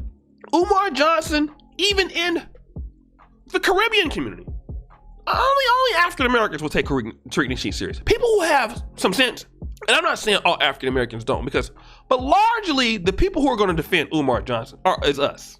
We gonna give him a pass, especially black men. He right about that. We definitely will defend Umar. I defend Umar, but I hold him accountable. I hold accountability to his actions because he does do some bullshit too as well. Everybody needs accountability. Everybody needs some type of shaming or something. Like, yes, the thing in other cultures when they have something called honor for thy family, that matters. I wish we had some of that honor system here in America, to which you don't want to disown your family. Some motherfuckers won't associate with you. You're making a family look bad. You're hurting the legacy of our name. So we do need some type of accountability. Oh man, he just doing this thing. He just being a man. Okay, this is why I got a problem with y'all. When you complain about women in the black community, being sexually promiscuous and being sexualized, you will blame black women. But if Umar Johnson do it, it's like, it's cool. It's just, like Umar Johnson can do whatever he want to do. Because Umar Johnson can sexualize black women, but anybody else can't. That's fine. But you same brothers who defend this will be out here calling black women this and that. all these other names. But if Umar Johnson, who is supposed to be the black home protector, how do you even take a picture like this with a sister, not knowing that it makes her look bad? Like, anybody can see this as a woman, like as a sister that would be with Umar Johnson's reputation, it makes him look like, bro, all you care about is you're self-aggrandizing and you want booty. I mean, it's almost obvious that's what it's about. But y'all want to get mad at other people. Like, how can you not see this? And where's the money, Umar? I think we know what happens. You spend the tricking. That could be a possibility. Where's the money? Where has it been going? Like I said, I've seen people start schools on shoestring budgets. Umar didn't have a shoestring budget. Now I understand trying to buy land, buy the building and things like that, but get it done. Get it done. No excuses. Every time somebody asks you, it's an excuse. We don't want to hear excuses. We want to see it done. We want to see you succeed, Umar. I personally want to see you succeed. I'm never looking to tear down a black man or wish him harm. None of that. I want to see black people succeed. And especially somebody of your caliber who speak the way they do, who say they want to help other black individuals. I want to see you win.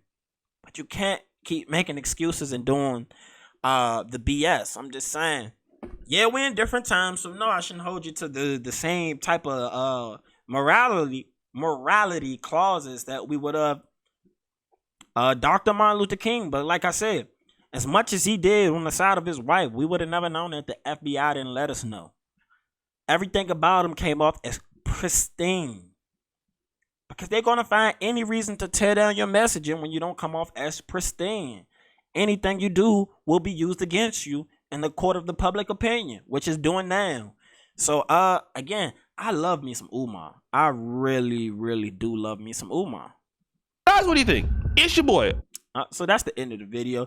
Like I'm saying, I love Umar, but you can't be making these excuses. We can't keep hearing that. We can't keep being like, oh, well, there we go again. Umar saying that the white man's holding them back from the school again. Yeah, they probably throwing you a lot of roadblocks. A lot of roadblocks. But I mean, how are all these other schools able to pop up? What are they doing that you can't do? What's the difference? Like, that's what I be trying to figure out. It just always comes off as bad. Always. So this is a story that I saw yesterday that I couldn't wait to get into, you know. I mean, I ain't gonna say can't wait, but because if I say can't wait, then I'm, of course, when somebody hears this, they're gonna say I'm a Sha'Carri hater because I talk about Sha'Carri Richardson a lot. But I feel like she's a perfect case study to, like, what the hell is really going on. Like, she has people on her side defending her so well, and she just keep doing things to make her say, what's going on? What's going on, Sha'Carri? Don't do this to yourself. So right here on the Shade Room, which you know, try not to be on the Shade Room too often because it's usually nothing but a lot of nonsense. But of course, you can't miss it because it's there. It's definitely there, and it gets to your face every time. So everything after Sha'Carri's last race, well, the last episode was about remaining humble, and right after I finished that, the next day, the internet was set ablaze again with lack of humbleness. So apparently Sha'Carri's been out here liking tweets talking bad about Jamaicans. The same Jamaicans that smoked your boots and had faster run times in history than you. Yes, those same Jamaicans. So the tweet said, not y'all Jamaicans talking shit when y'all gotta walk around barefoot to your coconut stand every day for a living. She liked that tweet. They didn't under this post they didn't add the other tweet that she liked, but it, I believe Shelly Ann Frazier was compared to Lil Wayne. Crazy.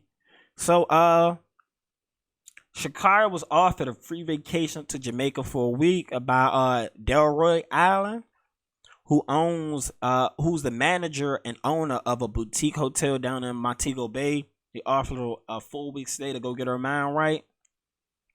And then this happened. so much. And so I hope that she's just supported. You know, I hope people rally around her. Obviously, she has a great personality and she's brought in a lot of attention to the sport. And I think she'll be in the sport for a very long time. And so I think just more than anything, you know, for all athletes, there's so much that goes into it. We just, you know, give her the support that she needs. I got you. Well, you just...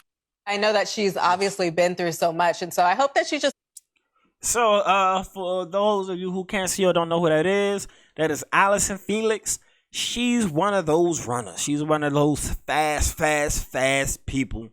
And she tried to offer words of encouragement to fellow runner and track star Sha'Carri Richardson. Yes, she is a track star.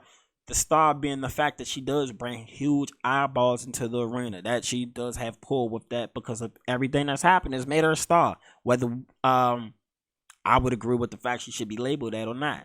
But she is. She brings eyes to track. She's a huge figure in track now because of what occurred. She's not the hugest figure because of her accomplishments. And that was kind of my case. Like, you have to succeed in order so you don't end up in situations like this. So after that interview came out on Jimmy Kimmel Live, Sha'Carri responded the next day, I guess after clips got to her. This was her response.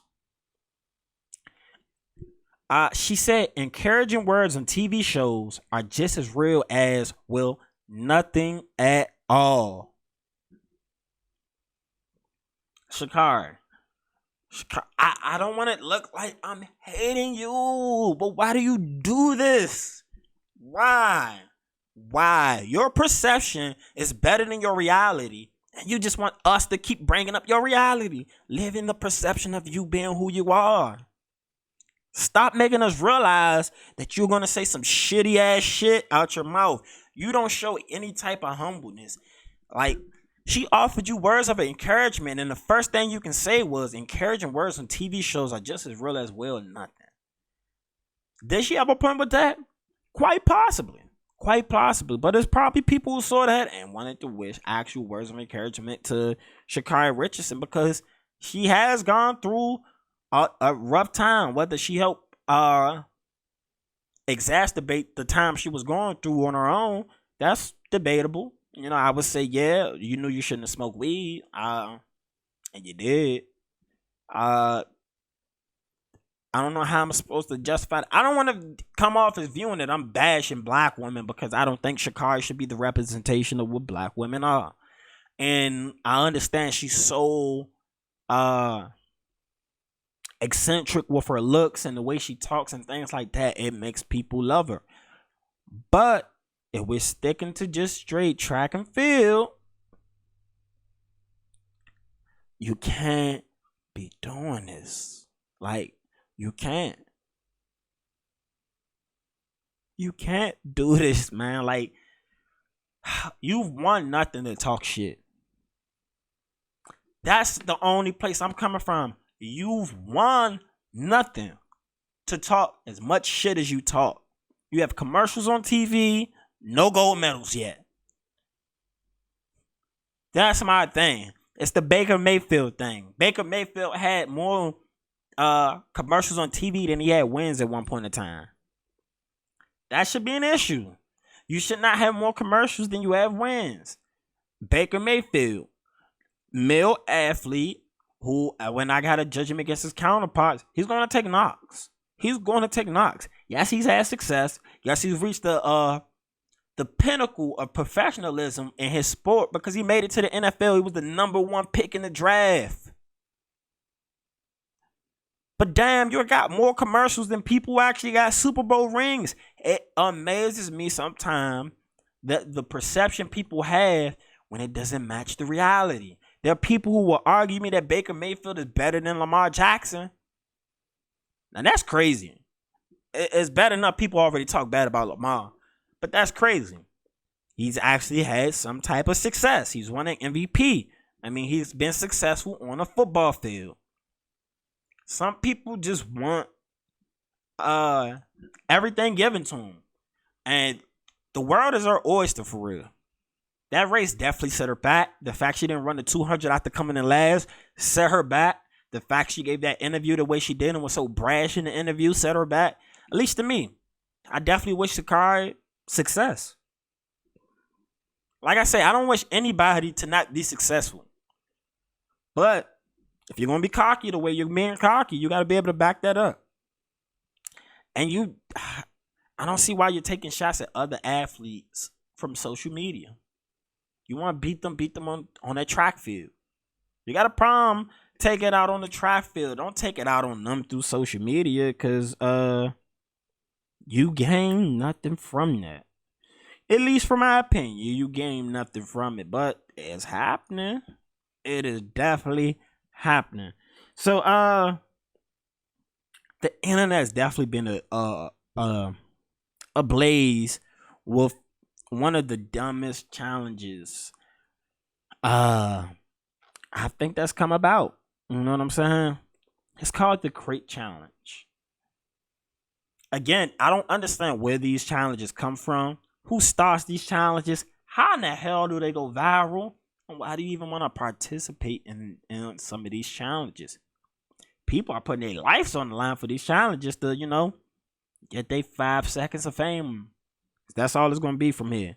So, I guess let me click on some of these and we can get into the bullshit from the Crate Challenge. Cause Why you recording like this? Who just turn your camera around? What's his song name? I'ma give you the world, baby girl.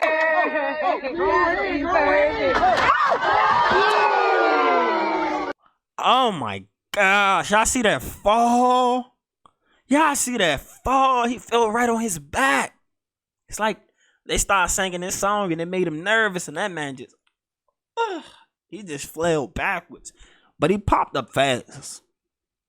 You know, I'm still in my 20s, but I'm in my upper 20s. I'm 29. I'm in my last year of my 20s. Y'all ain't catching me doing no Crate Challenge because I feel like I'm going to break something. I ain't here old. And shit, if I think I want to have that fall happen to me. He definitely bounced up fast, though.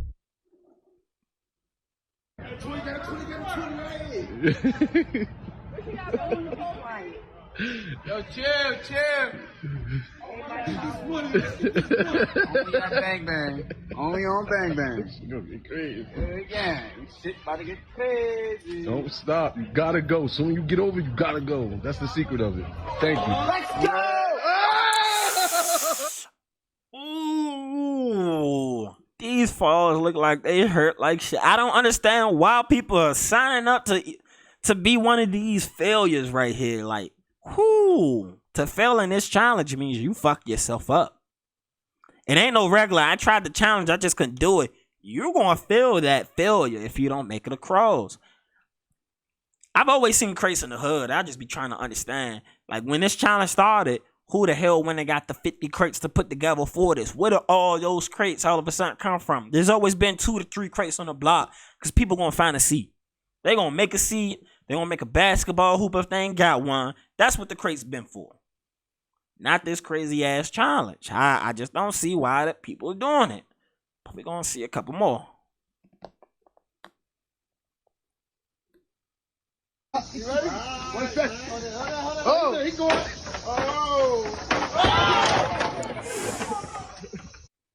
Oh. That one didn't look like it hurt as much, but I know it still had to hurt. He fell right on that tailbone. This one says funniest Crate Challenge compilation. I just typed in Crate Challenge just to pull up some videos for people who haven't seen the craziness. It's out there. I wish we had a read a book challenge. If I start to read a book challenge to what you have to post on your IG, what the hell you're reading? Would it go viral? Because I don't think it go viral. You know what I'm saying? Because it doesn't partake in the ignorance of the internet.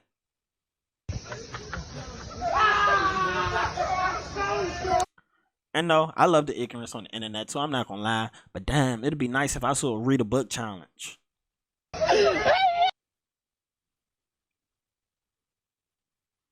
Unc be tweaking.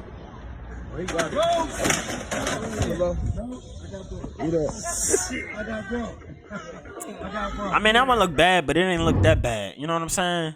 It did not look. Newark Hood Olympics. Gotta do the fingers again. I know. Hey, Bob, that's how I be trying to get the blood. I feel like this the same house we just seen like 2 videos ago when it said bang bang. It was when I hit bang bang. That's a neighborhood around in DC, around Hartford, 24th bang bang. Shout out to some good men. I got some really good men around there. Shout out to my boy Stifler. That's my boy. You know what I'm saying? Good individual. You know what I'm saying? Good man. You say good man. Shout out to my boy Stifler. A good man. Early in the morning. Okay. Oh, Okay. he got it. He got it now. He got it now. He got it. Got it now. He got it. It's the fingers for me.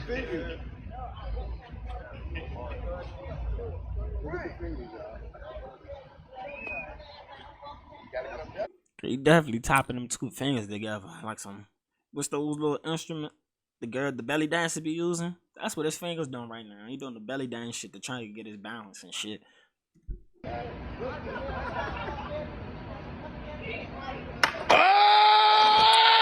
Sheesh, bro. Why y'all paying these people who's 50 years old and up any amount of money to do this? This kind of, all right. So I do have an issue with that. Some of these people are probably really old. They're probably junkies. They're probably not in the best state of mind to be doing some of this shit. But they're enticed by whatever money that they're offering at the end. And I've learned growing up in the hood, desperate people will do anything for money. Desperate people will do anything for money, including almost killing themselves and breaking their fucking backs for a goddamn crate challenge.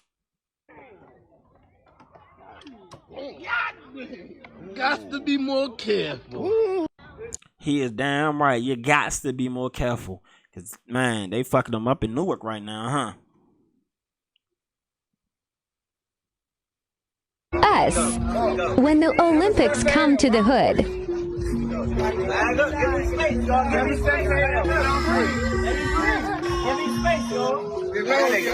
Man, that nigga doing that shit fast. Get long at the top. Oh my God. Get long at the top. Make sure you put 2 feet up here. 2 feet on the blue, man. Get long at the top. Deep breath and take your time. Or step on the 1. Or step on the red. Keep 1 on the blue. This game's for the hood niggas, man. Not for niggas 250 and shit. Trying to double crank? You white nigga? You white? Come right here, 250. You white? You white?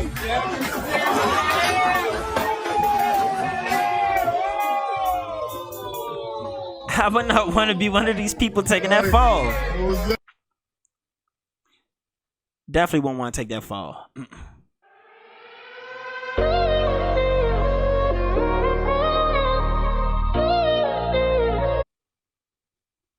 He is so fucking high up, and he at least looks like he's over his 50s again. While we putting our older generation in so much harm's way for our entertainment, like damn. Look at him hold his back. I know that shit's gonna hurt. I feel like that shit gonna hurt now, and I'm almost 30. I know that shit gotta hurt when I'm in my fucking 50s. Like, boy, I'm crazy.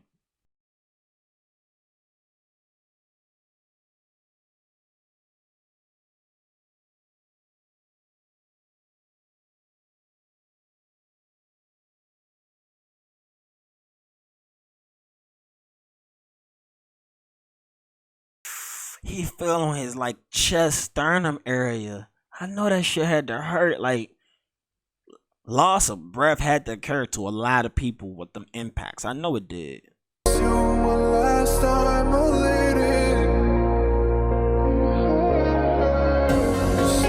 That's right, grab it.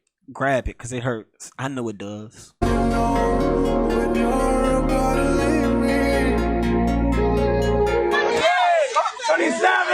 26, 25, 24, 23, 22, 21, 19, 18,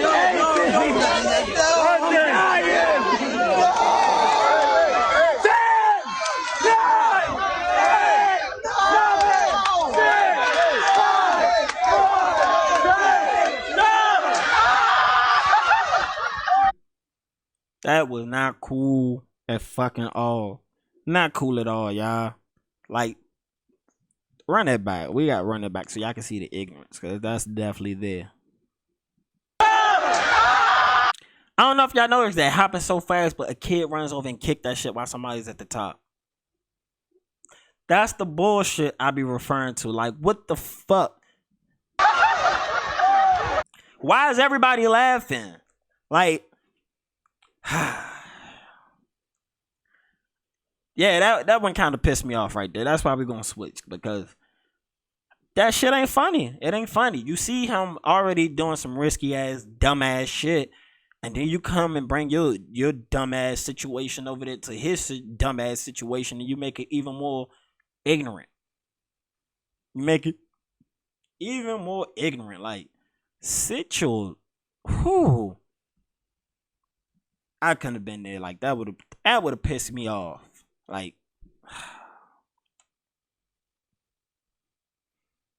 how or what possessed somebody to say these things is beyond me. Beyond me. Yeah, I don't know what to say for that. So I don't know if y'all know, but it's TV movie talk time. New segment we bringing in. I watch a lot of TV, a lot of movies, a lot of docs. So I'm just gonna give you my opinion and take on some quick things that I see that's coming out. Tonight,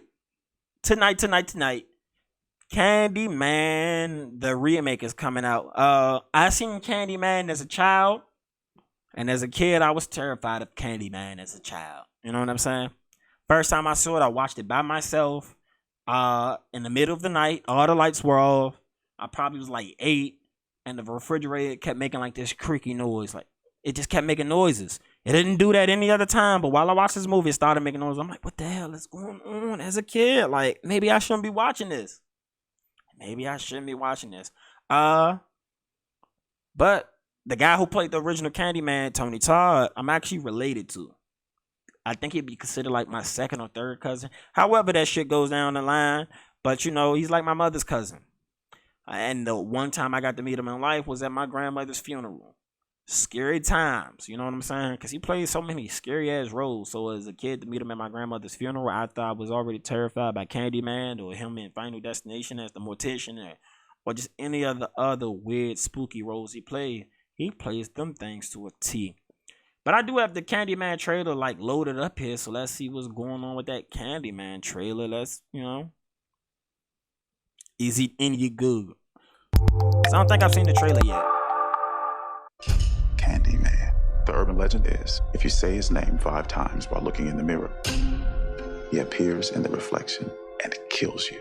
Who would do that? Candyman. Candyman. Candyman. Candyman. Candyman. Well, we're still alive. Let's go.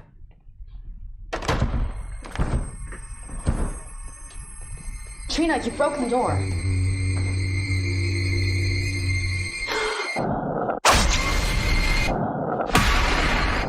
This isn't funny!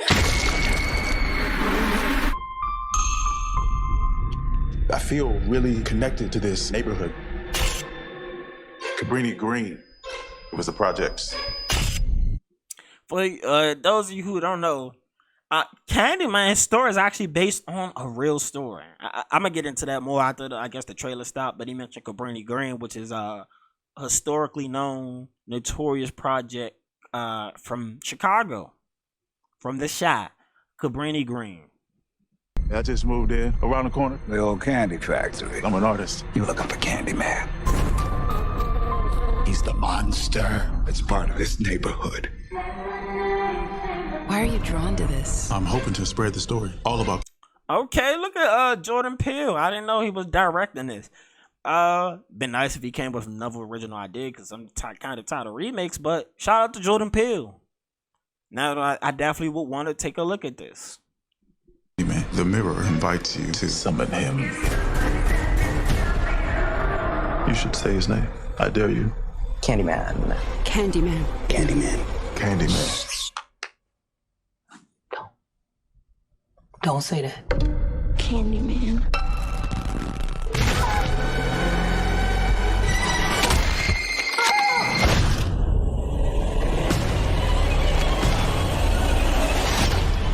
I think he made a mistake. I brought him back. Candyman isn't real! Something's happening to me. He had a purpose for you to be another one of his terrible stories. I guess he found me. I am the writing on the wall. The sweet smell of blood.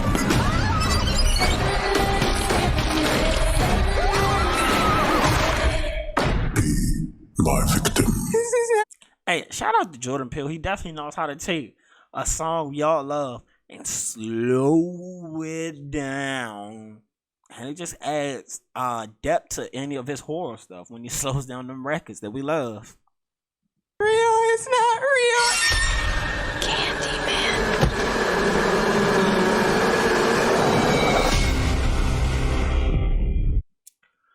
Yeah, so that's coming right there. It said June, but it comes out tonight. Today's Thursday, so it'll be out later tonight, probably like 12 o'clock, really, something like that. I'm not going to the movies to go see it, but I'm definitely going to watch Candyman. It looks interesting to me. Again, Jordan Peele directed it, and I like Jordan Peele stuff. I mean, I wasn't a big fan of Key and Peele, but his movies that he directed, he's done a hell of a job from it. So in TV talk, last week there were no episodes of Raising Kanan. That sucked because, you know, me and my girl, we watched Raising Kanan together. We were looking forward to Raising Kanan. And then we saw that they did not release the episode. It was up there, but it was locked. That definitely was not what I was expecting. But getting into the Raising Kanan, I like Raising Kanan. I love Raising Kanan. So far, it's been a really good spinoff from Power. My only problem with it is I don't see the consistency in storytelling in the Power universe right now.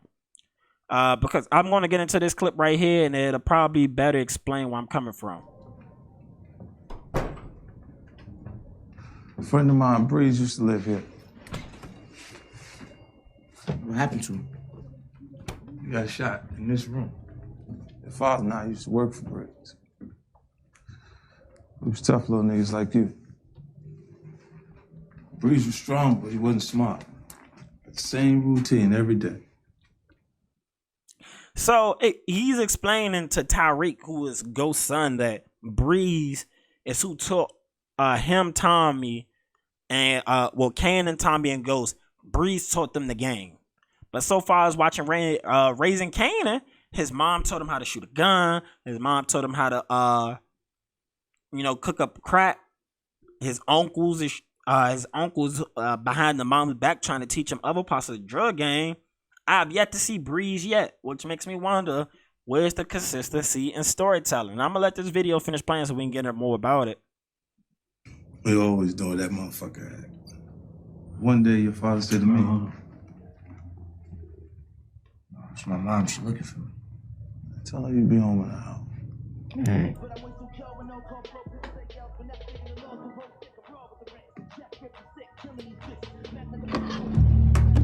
Oh, so what was you saying about my dad?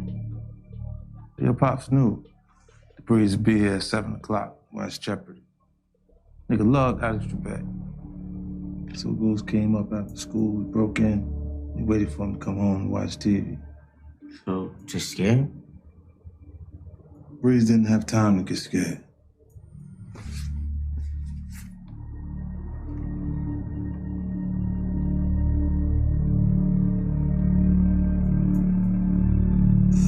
Man, I fucking hate my dad.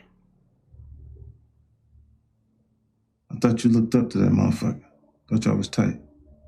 He was trying to give me rules on, like, how to act in.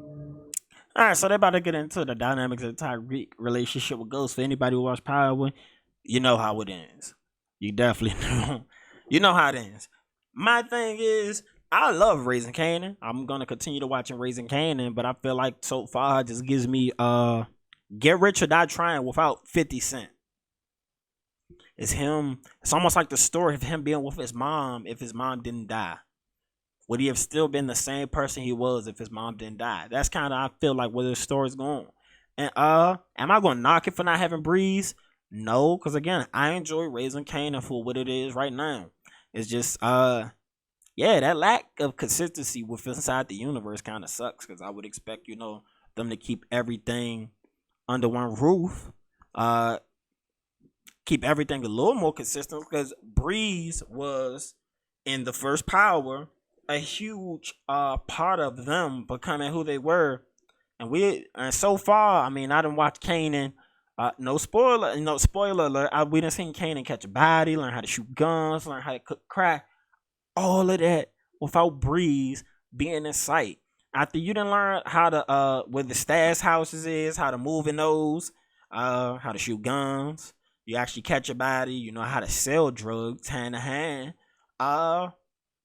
What will be expected for Breeze to teach him? I would love to know that. Like, what is Breeze going to teach him that his mama didn't? And if Breeze was that important in Kanan's life to teach him that, what happens to his mom?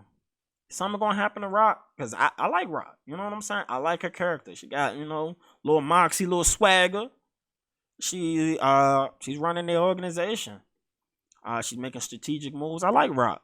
So does that mean something's going to happen to her? And again, is that more of getting to a 50 Cent type story? You know what I'm saying? Maybe if they just kept his mom out of it, it would have made more sense for Breeze picking him up and taking him under his wing.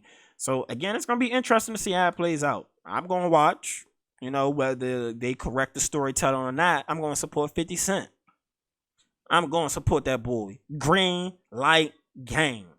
Shout out to 50 Cent. Shout out to Power Universe. Shout out to the BMF show coming. Shout out to For Life. Shout out to all the movies 50 Cent been a part of.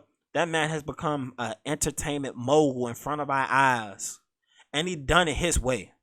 He cocky, he brash, and he say he don't give a fuck because he put together good product. That's all that matters for him. So shout out to 50 Cent. Legend in the game. Legend in the game. One of my favorite albums ever. Get Rich or Die Trying. That's my favorite album of all time. Get Rich or Die Trying. I feel like I can quote every song from there word for word from start to finish. It's that amazing.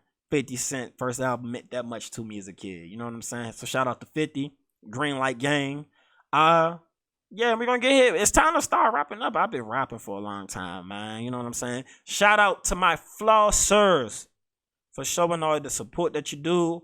Shout out to the Next Up Network. We here, baby. We here. Shout out to all the guests I had on the past 2 episodes. That's Damian, J.M., Cool Breeze, Mike. I definitely got some other guests lined up. Y'all gonna be happy about that. Get some more opinions on the L.I.M.E show. But again, it's your boy, DJTheParkBoy. Thank you for listening to another episode of the L.I.M.E show. That's Life in My Eyes show. I really, really, really appreciate all y'all. Make sure you hit them links in the description. Go check out some of my music. Go check out Chap Floss. Go ahead, use the code FLOSSES. Go to jkdisco.com to go get you some premium. When I say premium, I mean premium Delta 8 weed. Right there, JK Distro. Use promo code FLOSS1. It's right there in the description anyway. It's going to be in the description. Go ahead and use that promo code. Save you 20% off. You can't beat it. It's good. It's quality. We here. And we'll be back soon with a new episode of The L.I.M.E show. It's your boy. I'm out.